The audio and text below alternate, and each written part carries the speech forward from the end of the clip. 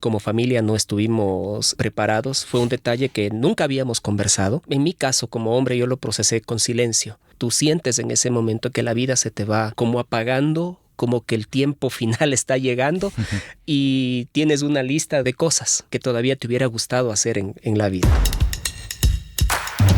La vida cambia en un segundo ante una enfermedad complicada. Asimilar el proceso despierta temores inevitables. Pero frente a la adversidad, Pablo no camina solo. La fe y el amor de su familia son su motor en esta batalla. Nos acompaña para abrir su corazón. Si nos tocara enfrentar lo inesperado, ¿estaríamos listos para luchar? El hombre fue formado para la creatividad, para construir y elevar la vida de los que están a su alrededor. Siendo tan humanos, son una extraordinaria creación en las manos del alfarero. Hombre de Barro, con John Varela. En la 6ª temporada del podcast Hombre de Barro tengo la grata visita de Pablo Moncayo. Estábamos hace unos minutos atrás hablando del apellido, porque en Ecuador hay un general Paco Moncayo, pero no hay nada de vinculación familiar, o quién sabe, ¿no?, por el origen de ese apellido. Primero, darte la bienvenida, Pablo. Gracias por estar aquí en este podcast. ¿Cómo estás? Muy bien. Muchas gracias, John. Y siempre es un privilegio poder compartir este momento de amistad y compartir también con las personas que van a escuchar. Me agrada mucho el poder conocer tu historia. Hemos hablado un poquito en una ocasión, hace unos días atrás coincidimos tomando un café. Me dabas ¿cómo se llama? Como una actualización de tu salud, la familia. Siempre son esas conversaciones, ¿verdad? Incluso me hablabas de que te compraste una moto, pero no estas de enduro, sino estas eléctricas. ¿Cómo ha sido ese cambio de rutina en medio de la ciudad de Quito, que es muy grande, caótica, hay que decirlo, en ciertos horarios? Y también no hay esa cultura, ¿no?, a veces de lado y lado, de respeto, tanto del que va manejando una moto como el que va en un vehículo. ¿Cómo ha sido esa transición para ti? Bueno, esa transición ha sido bonita para mí, porque realmente era uno de los pendientes que tenía en la vida. ¿En serio? ¿Comprarte una moto? Comprar una moto. Y claro, lo que más accesible estuvo en ese momento era una motocicleta eléctrica. Ya. Y realmente estoy satisfecho. Muy satisfecho por el consumo de la motocicleta, la manera como puedo moverme por la ciudad.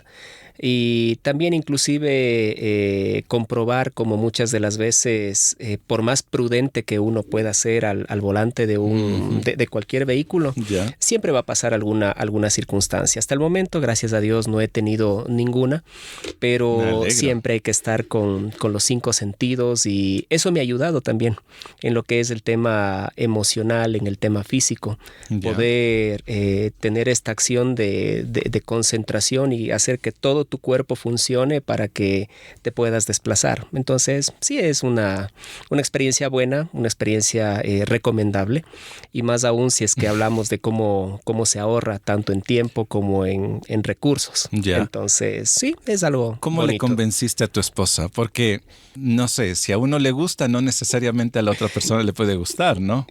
¿Cómo le convenciste? Claro, bueno. Danos un tip. Bueno, realmente no fue tema de convencimiento. Okay. Porque después de todas las circunstancias que me pasaron y que ya vamos a hablar un poquito más adelante, un día aparecí con la moto en la casa. Ah, sí, de sorpresa. Nada más. Bueno, ahí me sentí como el hombre que tiene la capacidad de satisfacer todas las necesidades de su casa y de su esposa, porque cuando llegué a la casa ella me dijo, lo que me faltaba. Entonces dije, muy bien. Le faltaba la moto. Le faltaba. No, de todas las cosas que le pudo haber pasado, eso era lo que faltaba. Okay. Pero bueno, fue bueno al principio. Fue un momento de enojo. Pero después supimos manejarle, pudimos avanzar, y bueno, ahora nuestra vida con la motocicleta es una vida bonita. Ahora hacemos todo con la motocicleta. Imagínate, incluso en el mes de enero, eso sería hace 6 meses, vendimos nuestro auto, porque ya el auto sencillamente se quedaba en la casa y era únicamente para ir el domingo a la iglesia. Yeah. No tenía otra finalidad, porque todos nos movíamos simplemente en la motocicleta. Yeah. Entonces fue también un cambio para toda la familia. Para toda la familia, claro. Y fue un cambio que fue bueno.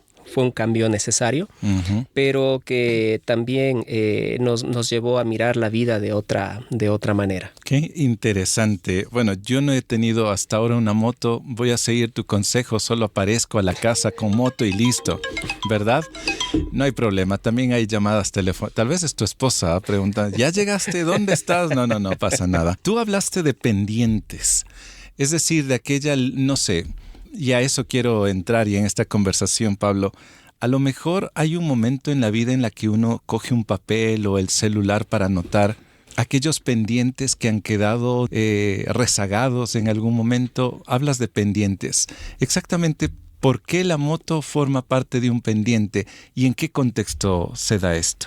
Mira, se da en el contexto de que a mediados del año 2024 yo comencé a tener un tema de salud que empezó con una baja de peso sin una excusa aparente.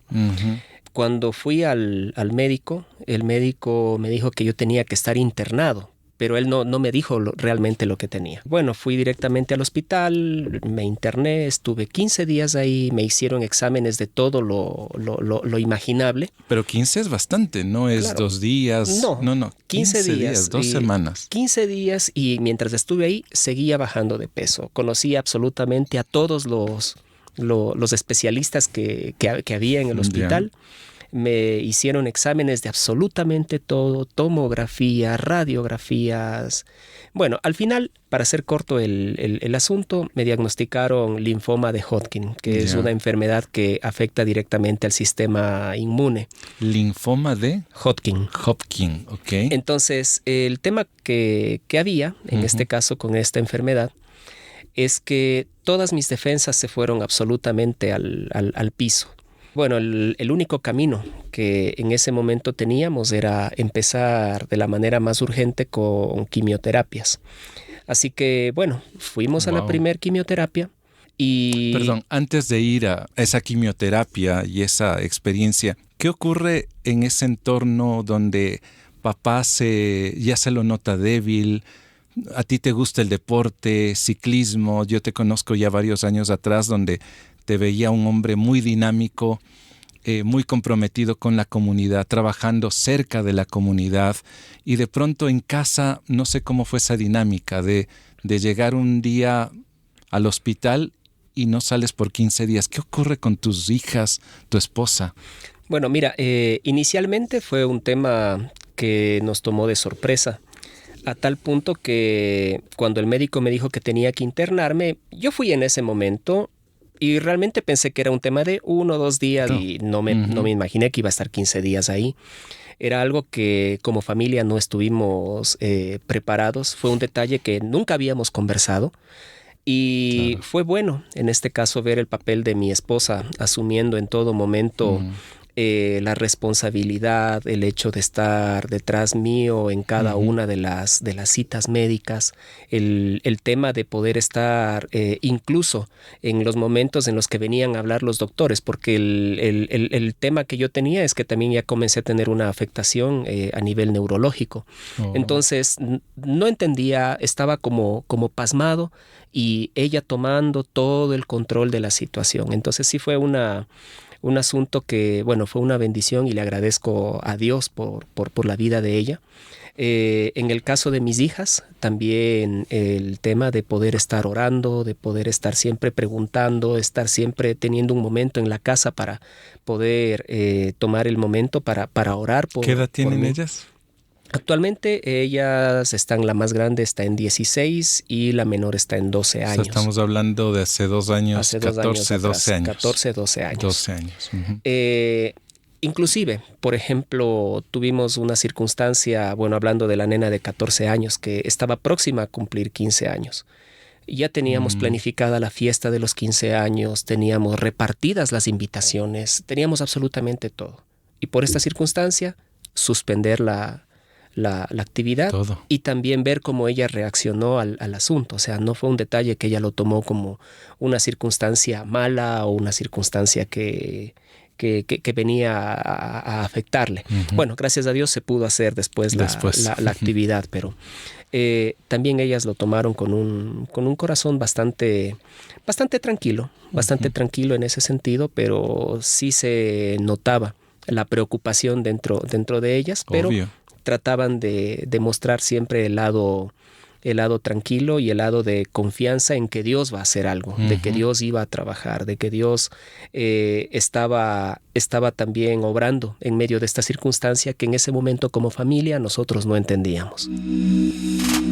Hombre de Barro es el resultado del compromiso y la ayuda económica de personas como tú. Te invitamos a unirte ingresando a www.hcjb.org. Pablo, estos diagnósticos obviamente golpean a la familia. Como tú dices, no estábamos preparados, no había un plan B, un plan de contingencia. Creo que muy pocas familias se habla acerca de esto. Creo que no hablamos y tal vez hasta escuchar un linfoma o un cáncer es como que preferimos ni siquiera nombrarlo dentro de casa. Cuando tú te enteras de este diagnóstico ya, ¿cómo lo tomas?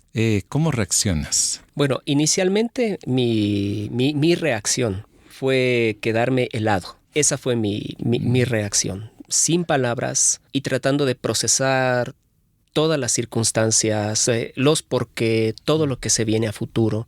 En mi caso, como hombre, yo lo procesé con silencio. Yeah. Con silencio, que algunas otras personas pensaban que no había una reacción de parte mía, pero lo que estaba haciendo yo era trabajando en la cabeza todas las circunstancias, qué voy a hacer si es que pasa el hecho de que no salgo de esta enfermedad, qué siguientes pasos, cuáles son los pendientes que tengo con mi familia, con mis hijas, los pendientes que tengo también en lo personal, y también ver el asunto de que la vida, tú sientes en ese momento que la vida se te va como apagando, como que el tiempo final está llegando. Tienes una lista de cosas que todavía te hubiera gustado hacer en la vida. Tú eres joven, ¿qué edad tienes? ¿O a qué edad te diagnostican esto? Eso me diagnosticaron a los 46 años. Claro, y de acuerdo a mis planes, yo pensaba llegar más lejos y ver que la vida se termina ahí, que en este caso mi papel como padre iba a quedar truncado para mis hijas. El tema también de mi esposa, sin tener en este caso el apoyo de parte mía. Todo ese tipo de circunstancias como hombre me afectaban y me dejaban frío en ese momento, sin reaccionar, sin contestar. Fue complejo realmente ese asunto. Bueno, no puedo imaginarlo, solamente trato de hacer imágenes o recrear en mi mente lo que tú estás mencionando. La alternativa que te dan los médicos es quimioterapia. ¿Cómo empiezas a vivir y cómo se va preparando tu cuerpo? Inicialmente, ni de una forma emocional ni de una forma física no estamos preparados. Incluso puedo comentarte que la primer quimioterapia me fue fatal. Fue terrible, porque a los 4 días que había terminado el tratamiento, tuve lo que se conoce como un shock de multisistemas. Es decir, dejó de funcionar el hígado, dejó de funcionar el estómago, dejó de funcionar varias cosas. Los pulmones se estaban afectando, el corazón se estaba afectando. Fui a parar a terapia intensiva, en donde estuve también 8 días en terapia intensiva, conectado por todo lado, y estar en terapia intensiva con un 10% de probabilidades de salir de ahí, también es algo que te deja peor descolocado de lo que estabas en un principio. ¿Por qué? Porque había días que a mi esposa le decían: vea señora, vaya preparándose porque probablemente su esposo no va a pasar, y después venía al otro día a ver qué pasaba y le decían: no, ya está bien, ya está tranquila, no se preocupe, y luego iba a la tarde y le decían: no señor, ahora está peor que antes. Dios mío, qué picos emocionales, ¿eh? Claro, entonces vivir con esos detalles y mientras tú estás conectado. ¿Eras consciente en eso de momento? No todas las veces. Estuve con varios tipos de medicina que me pusieron. tuve algunas alucinaciones graciosas que, bueno, mi esposa y mis amigos me recuerdan, cosas que yo no recuerdo haberles dicho, pero que ellos me recuerdan y yo me río. Por ejemplo, agarré un tema de que quería que me corten las uñas de los pies. Y a todo el mundo le pedía eso, o sea, era una cosa... Pero tú no te acuerdas. Claro, es un detalle que no me acuerdo, pero... Por ejemplo, mi cuñada que pudo acceder uno de esos días, se acuerda que yo le pedía eso.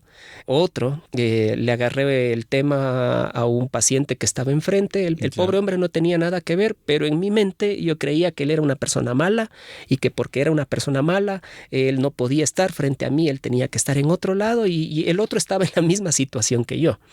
Pero incluso llegó una situación que vino una señora que es parte del trabajo que hacen en el hospital, que tenía un gafete con unas flores. Y por algún motivo yo pensé que ella era la señora de la funeraria y que ya venía por mí.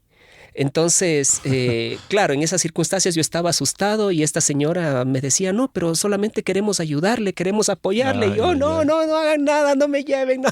Entonces, varias cosas que en ese momento tu mente juega y claro, y te lleva, por ejemplo, a considerar y a valorar varias circunstancias que pasaron antiguamente en la vida, los compromisos que tú tuviste, en mi caso como cristiano, como persona que me he dedicado prácticamente toda mi vida al servicio a Dios, te llevan a poner en práctica y hasta en cierto sentido a poner en evaluación todo eso que tú creías, todo eso que tú pensabas y a ponerlo en una balanza y darte cuenta dónde realmente estabas. Entonces, sí, pasar por terapia intensiva es una cosa que yo puedo decir, no lo recomiendo, como en el meme, muy extremo, no lo recomiendo, pero al salir de ahí puedes comenzar a ver también a Dios trabajando, a Dios obrando por medio de las personas. Bueno, y salir es un milagro. Claro, porque sí. Claro, ¿por qué? Porque directamente no me daban más allá del 10% de esperanza. Wow. Había perdido más de 20 kilos y bueno, yo normalmente peso 60 kilos, entonces perder 20 kilos es haber perdido la tercera parte de la masa muscular, claro, del físico como tal, y salir de terapia intensiva y darme cuenta que tenía que empezar a hacer terapia física. ¿Por qué? Porque no podía, tuve que aprender, más bien dicho, nuevamente a hacer las cosas simples de la vida, como aprender a sentarme. Tuve que aprender nuevamente a ponerme de pie, tuve nuevamente que aprender a caminar. Y sí fue un proceso de aproximadamente 6 meses, casi 8 meses, para volver nuevamente a retomar la normalidad de la vida. Y como cosas tan sencillas como ir al baño, valoras y celebras cuando puedes hacerlo por ti mismo. Por ti mismo, sin ayuda. Sin ayuda. Valoras y celebras cuando puedes caminar a abrir una puerta. Valoras y celebras, bueno, yo celebraba en ese momento, teníamos el auto que comenté en un momento, que podía presionar el embrague del auto. Wow. Porque no podía conducir mi auto. Claro, no había fuerza. Necesitaba siempre de una persona que me lleve, de una persona que me traiga. Y cuando pude presionar el embrague, para mí fue un logro haber ganado el mundial, poco más. Entonces, son circunstancias que te llevan también a valorar lo que hoy día tienes y que probablemente para otras personas es difícil. Y puedes decir, gracias Dios porque puedo caminar, gracias Dios porque me puedo sentar, porque me puedo levantar, porque puedo conducir mi auto, porque puedo ir a hacer las compras por mi propia cuenta. Descarga Hombre de Barro en la app HCJB. También estamos en Apple Music, Spotify y SoundCloud.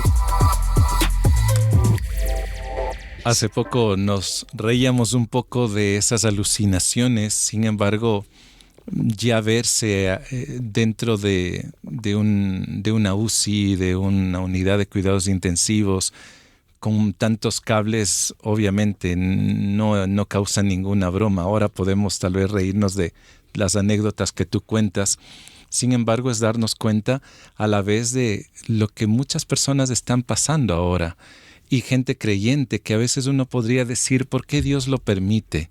Dios, ¿por qué me tocó a mí? No sé si esas preguntas, entre otras se llegaron a tu mente, a cuestionarle incluso a Dios?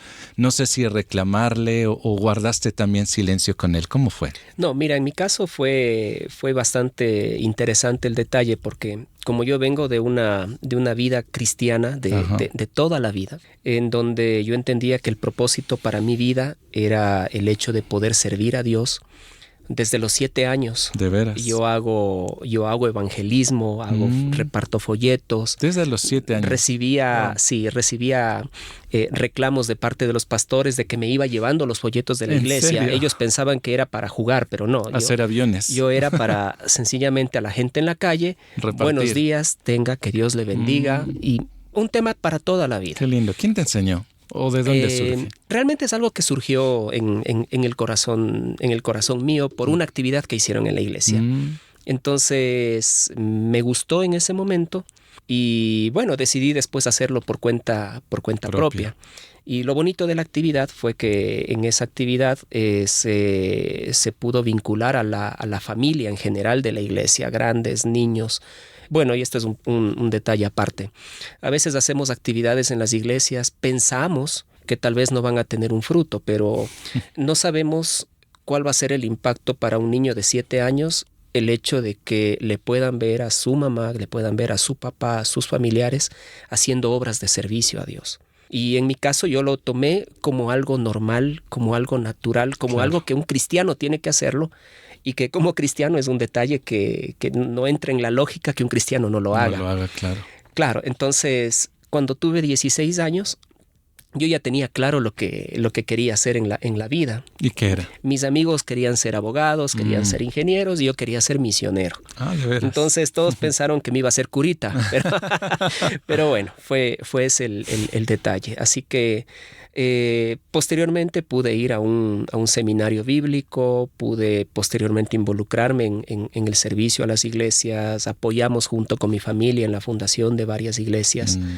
Y claro, como uno está en contacto con la palabra de Dios, con las personas en servicio, cuando llega este momento, la primera pregunta que se te viene a la mente es, bueno, Dios, creo que es el final, creo que te puedo dar más todavía. Si es tu voluntad, dame chance de seguir haciendo cosas para ti. Esa es la primera cosa. Sí, sí.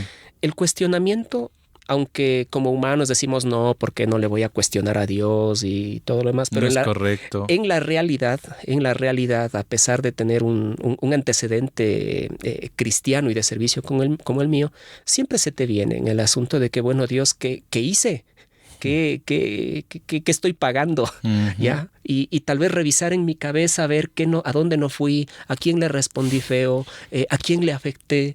Y sentir hasta en cierto sentido una persecución interna. Wow. De tratar de descifrar las cosas y después darte cuenta que, bueno, es Dios el que igualmente está detrás de esto. Bueno, después puedo explicar un poquito cuando comencé a darme cuenta del asunto, pero como Dios incluso te lleva a estas circunstancias para encontrarte directamente con Él.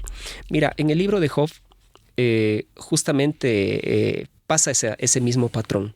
Job pasó por todas esas circunstancias, todas las enfermedades, todas sus pérdidas. Todas las pérdidas. Pero al final del libro, después de todas las cosas que tuvo que pasar, qué interesante que siempre él termina diciendo, mira Dios, yo me doy cuenta que antes pensé que te conocía, pero ahora después de estas cosas te puedo decir que te conozco. Y que mis ojos te ven. Claro, y que mis ojos te ven. Qué increíble. Sí, entonces... A ver, sí.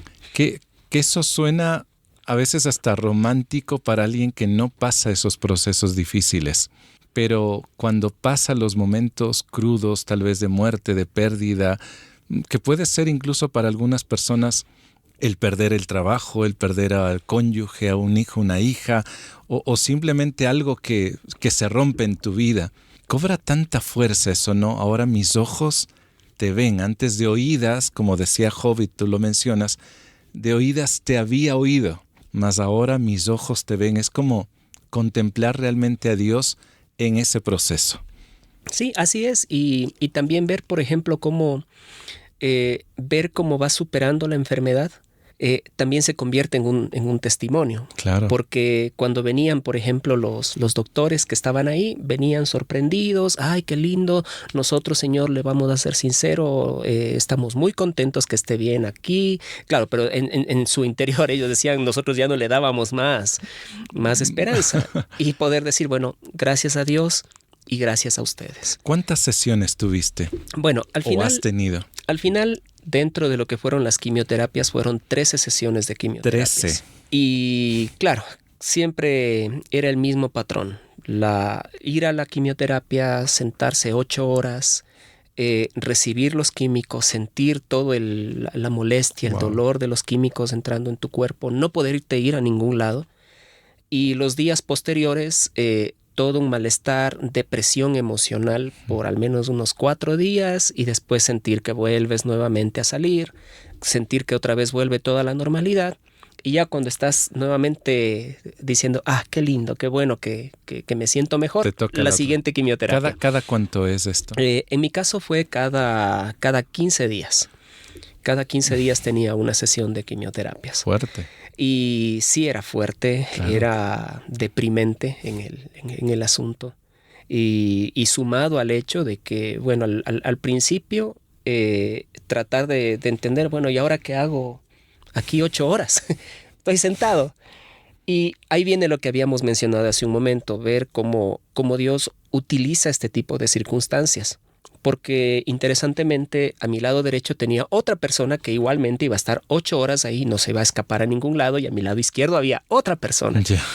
Y claro, o sea, era una oportunidad para hablar de Jesús con estas personas y para orar con la persona que está al lado. Wow. Y sabía que no se me iban a escapar. Claro. Entonces estábamos todos sufriendo, estábamos todos adoloridos, estábamos todos indispuestos, pero era una oportunidad para hablar acerca de Jesús, de la fe, ¿qué descubres de esperanza. Ahí? Es decir, en ti está el dar, en ti está el servir, en ti está animar, aunque estés en las circunstancias que tú nos dices. ¿Cómo reaccionan estas personas? Bueno, lo primero, hay personas, por ejemplo, que de todas estas personas, solamente una persona se enojó. Okay. Porque me dijo que él no entendía cómo yo podía tener paz, cómo tenía esperanza, cómo podía inclusive hablarle de Dios, si estoy en el mismo lugar donde pasa todo. Uh-huh. Sí, bueno, fue un momento también para hablarle un poco de esperanza. Bueno, ya no quiso hablar más conmigo, pero había otra persona que al lado, continué mi conversación por el lado de acá, yeah. Pero sabía que él estaba igual escuchando nuestra conversación, así Sin que duda. Era una conversación con propósito. Pero las otras personas... absolutamente todas expresaron paz en su corazón, expresaron esperanza, expresaron fe también en Jesús. Hubieron hermanos y hermanas también en la fe de otras congregaciones que estaban en la misma circunstancia, que pudimos orar y que después nos quedábamos mirando y dijimos, bueno, oremos por el que está más allá. Podemos orar. Y orábamos por el que estaba más allá. Detalles así como, por ejemplo, venían las enfermeras y hay cosas tan simples, ¿no?, que uno puede hacer por las personas y más si es que es en un hospital público, como agradecerle por su servicio y decirle, mire, muchas gracias por su servicio, muchas gracias porque usted no se imagina cómo usted está bendiciendo mi vida con su trabajo. Y eso se notaba que cambiaba la actitud de ellas. Claro. En otros momentos se les veía estresadas, que corrían y todo. Le decía, enfermera, ¿puede venir un ratito así? Déjeme orar por usted 20 segundos. Tomar la mano de la enfermera, orar por la enfermera y ver que cambiaba la circunstancia, que cambiaba el ambiente del lugar. Entonces, son cosas que yo en realidad en mi vida me hubiera planificado hacer evangelismo en una sala de quimioterapias, pero se puede. Dios te lleva ahí y básicamente es el sentimiento que yo creo que el apóstol Pablo también vivió en su momento cuando él decía, he sufrido penalidades, he estado en naufragios, imagino que si él hubiera estado en las mías, en mis en quimioterapia, estuve en quimioterapia. No hubiera quedado en silencio. Claro, pero no dejé de compartir la esperanza. No dejé de compartir, en este caso, el mensaje de vida. De esa manera, comenzar a entender este detalle. Pablo, tu historia tiene varios puntos para reflexionar y a la vez entender a la persona que pasa por aquellos procesos como tú, procesos de quimioterapia, de muchas preguntas, de inquietudes, a lo mejor incluso de dejar algunos sueños. Sé que aún tienes otras experiencias por compartir, como por ejemplo aquellos pendientes o resoluciones que tú tienes, el apoyo de los amigos y la familia y otros detalles que me gustaría que los puedas contar. Pero te invito a hacer una pausa para poder compartir todo esto y más en el próximo episodio, ¿te parece? Claro, excelente, con todo gusto. Este es el podcast Hombre de Barro. Si es tu primera vez que lo escuchas, me encantaría recibir tus comentarios, tus sugerencias, tus opiniones. Me puedes enviar un mensaje a través de Instagram. Me encuentras como John Varela. Este, por cierto, es el episodio número 179 de la 6ª temporada del podcast Hombre de Barro. Y estamos en Spotify, Apple Music y también en YouTube, dentro del canal de HCJB. Me despido con un abrazo, será hasta el próximo episodio. Hombre de Barro, con John Varela. Hombre de Barro es una producción de HCJB.